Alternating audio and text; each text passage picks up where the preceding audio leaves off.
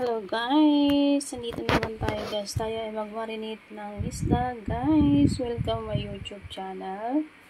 Yan ay nag-marinate tayo ng isda. Ilalagay natin dyan sa baonan at ilalagay natin sa freezer para siya ay i-marinate muna natin siya.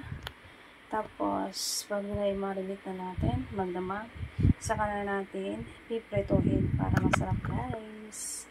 Yan ang ginagawa ko sa isda para masarap. Binili ko yan siya sa palengke guys. Yung isda na yan. Tapos, inano ko, pinakas laing para masarap siya. Diba guys? Yan ang gawin nyo guys para masarap yung isda.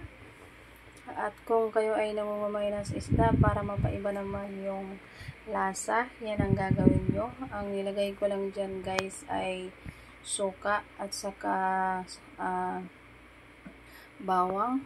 Nilagyan ko siya ng magic sarap, asin. Yan, ganyan guys. I-marinate natin. Yan. Okay guys, bye bye. Thank you for watching me.